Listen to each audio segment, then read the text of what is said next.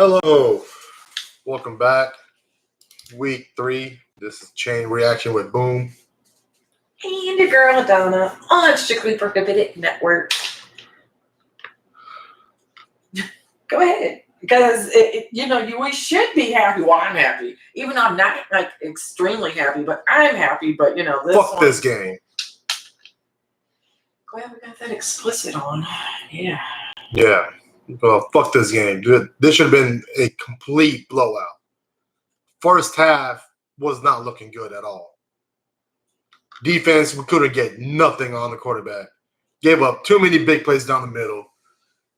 I was about to lose it. I mean, good thing we were at a kid's birthday party watching the first half. But this was complete shit of a game.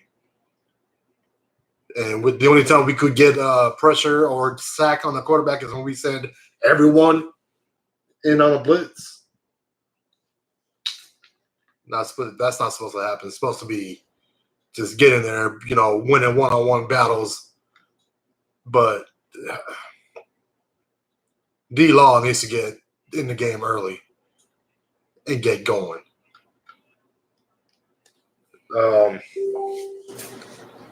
Going after second half,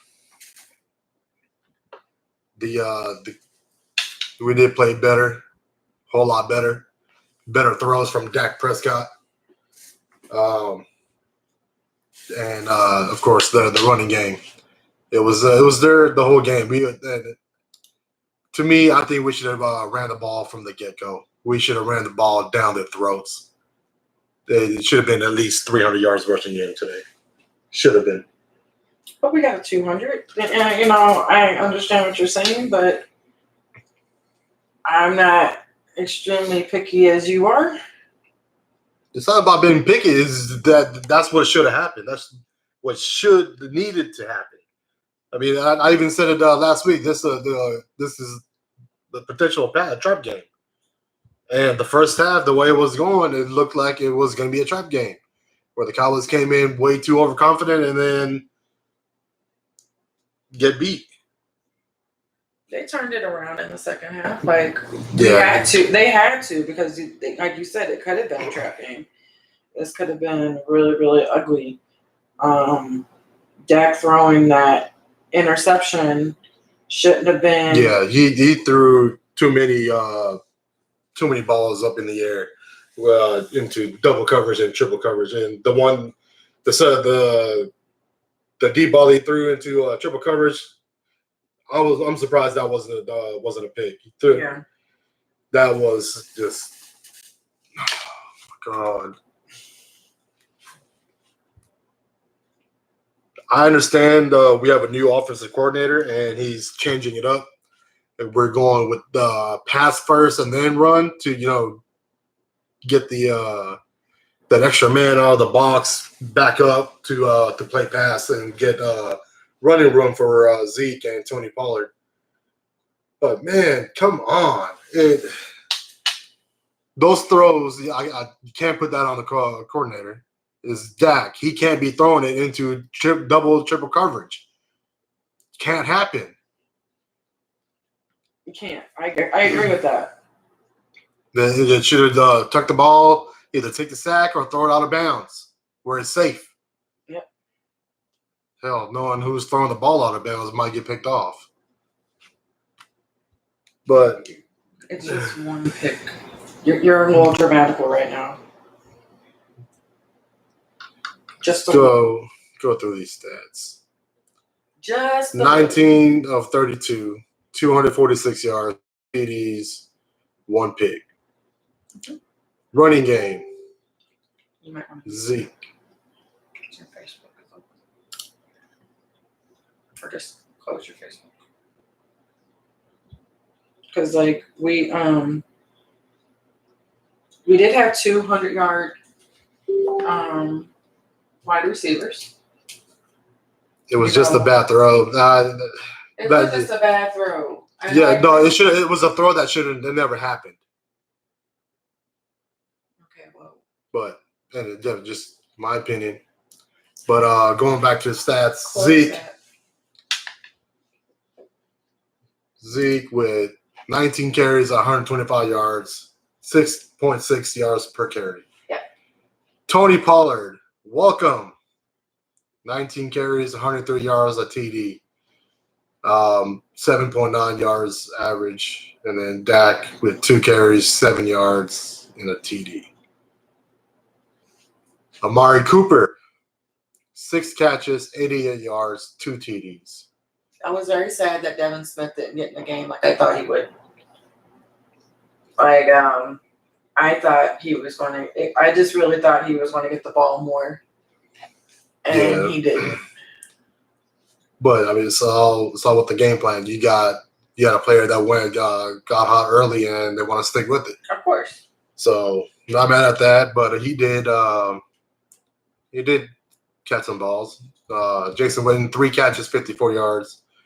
That one catch on the down sideline where Dak was running and saw him because his defender came up to try to make that tackle on Dak, and Dak just sloughed it up to Jason Witten and ran down the sideline. That was the majority of the yards right there, but he Mr. Reliable. He's always going to find the open spot and always good for a catch. Devin Smith, 2 catches, 39 yards. Tony Pollard, 3 catches, 25 yards. Randall Cobb, 2 catches, 23 yards. Was that his touchdown that got called back on a hold? Cobb? Yeah. 74 yards. So, but even though it got called back on the holding penalty, which I didn't really see much of a hold.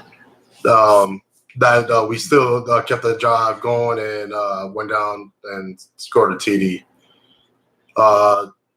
Zeke, 2 catches, 14 yards. Blake Jarvin, 1 catch, 3 yards. And Sid Wilson, 0 for 0, but he had a target. He was at the end, right, when he got that penalty against the other guy? Was that when he was targeted, or was it a little bit earlier? I think it was that one. He only had, like I said, he didn't receive the ball like I thought he would, and of course, Devin. Yeah, of course, with the receivers, you go with the hot hand, and the Amari Cooper should have been over 100 yards to receiving, but he had that one drop that was a perfectly placed ball. He knew it was on him. Defense. D-Law had a fumble recovery where Jalen Smith causing that fumble. To me, these forced fumbles and recoveries they're coming too late in the game, where I think they should be coming a lot sooner. I have to bring it up. The defensive line are not getting pressure on the quarterback. Like during the preseason, and of course I know it was preseason, but they were showing good signs of getting pressure. And the linebackers look faster and quicker in preseason than they do right now. They look a little bit slow. They're a step behind. Just get in there right after the quarterback is making that throw. You do realize some of those people in preseason aren't even on the team. I understand, but the linebackers, when they had the starting unit out there, the linebackers were there. They look faster there than they do right now. Who? Jalen Smith and Van Der Esch. They're a step behind. No, they're not. Yes, they are. Okay. I just don't see what you're saying. I'm trying to. You never do. Yes, I do. It might be a blue moon or a cold day in hell, but it's every once in a while. Robert Quinn got a sack against his former team. D-Law got a sack, tackle for loss. And again, this is coming for a player like D-Law. Those sacks and tackle for loss is coming way, way too late. He had, let's see. Yeah, he only had 1 tackle the whole game. Nobody's perfect. Jalen Smith had 8. Woozier had 6. Joe Thompson had 4. Anthony Brown had 3. Robert Quinn had 3. But they just come in a little too late. I'm just saying, like, I understand that you want perfection. I'm not asking for perfection. I'm asking a little more effort. Why does it take the whole game for you to get a tackle? I don't know. You should try it one day and then see if you can get a tackle in the first 2 quarters. That's the only way I can answer that because I can't tell you why he's showing up so late. Maybe you should try it, and then I'll watch. See how it goes.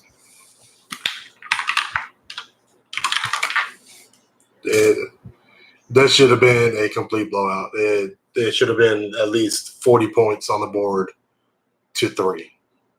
But the offense were very slow start in the first half. I think the offense definitely, even though it wasn't really trash talk, they were definitely sleeping on this defense. And they underestimated it, definitely. And you can tell because they weren't able to get to the quarterback for their quarterback. But then we just weren't kicking. We just weren't clicking as a team, as a unit. And you can tell how it just did not feel like the first 2 games. Like we came out the pocket. This game, it was just kind of like,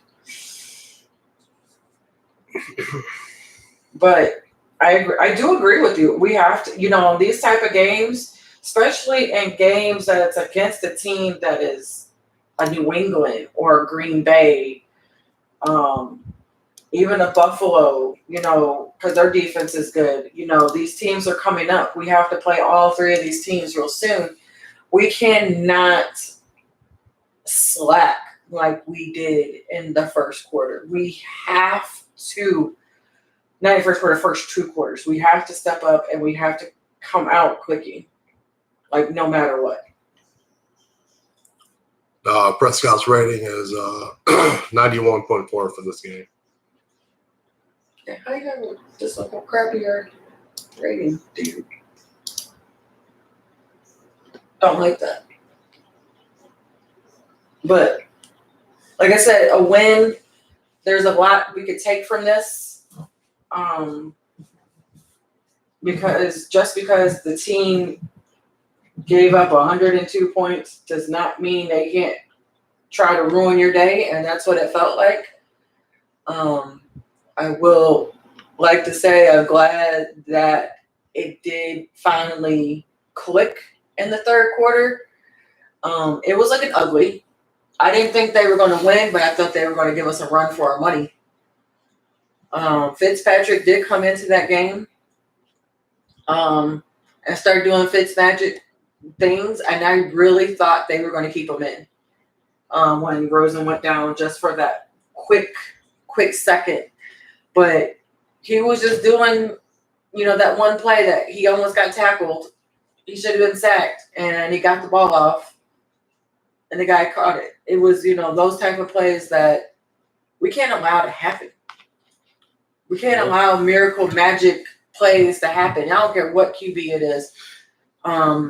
Next week is Sunday Night Football. We do play the Saints. From what I am hearing, it is not just Teddy Bridgewater. It's going to be him and Taysom Hill.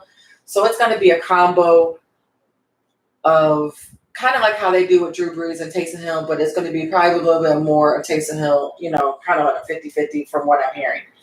We will probably see it today. That game just started. But that game, looking forward, who do you shut down the most? Do you try to shut down, even though I understand that you want to shut down both, but you have to try to shut down Kamara. You have to try to shut down Michael Thomas. And we could even throw in Jared Cook because, like I stated before, and I've said it many times before, our weakness is tight ends. And Jared Cook is not the tight end to sleep on. So who would you want us to shut down the most and then go from there? Bridgewater. Because he's going to be more of a dynamic quarterback than Taysom Hill. Taysom Hill is, you can put him anywhere on the damn field and play.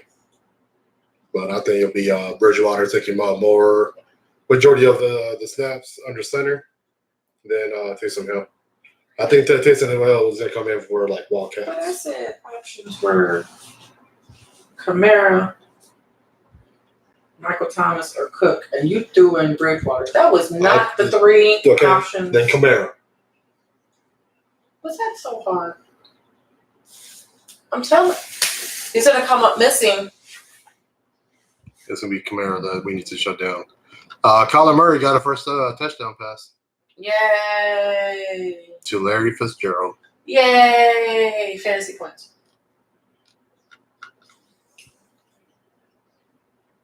What's the other scores for the rest of it? Tampa Bay 6, Giants 3, 0-0. Houston Chargers. Saints up 7-0 on Seattle. See, that's the shit I'm talking about. Can't sleep on them. I know it looks like a defensive. That's what it seems like.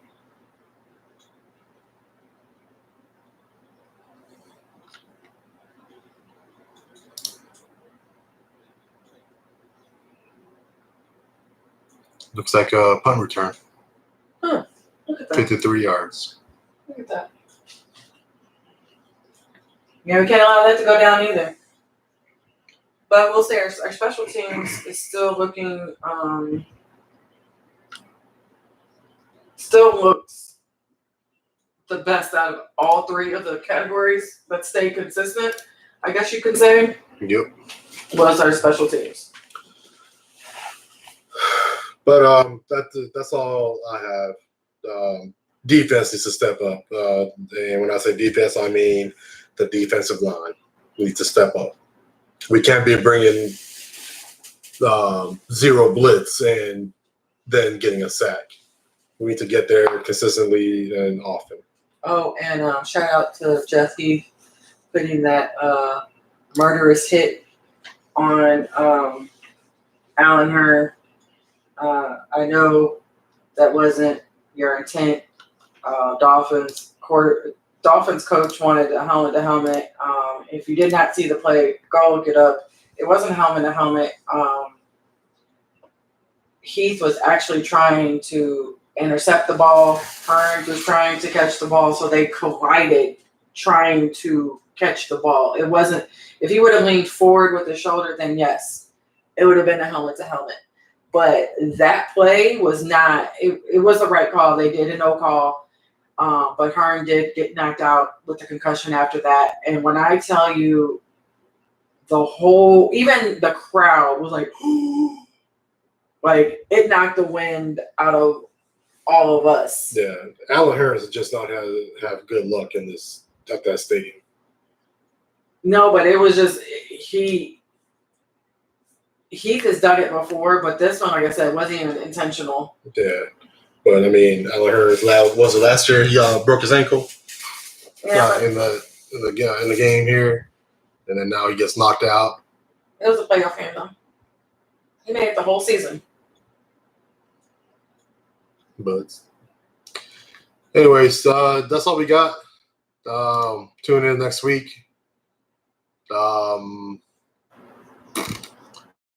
Game, so it'll be late.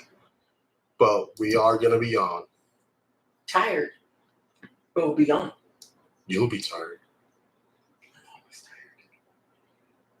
tired. Until next time, and check out Strictly Prohibited Network shows. We have a new one. Hodgepodge Show is on Saturday nights at 10 p.m. Eastern.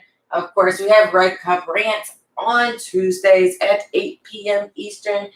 And my show, it will be back. I have been off a couple of weeks because of my foot injuries.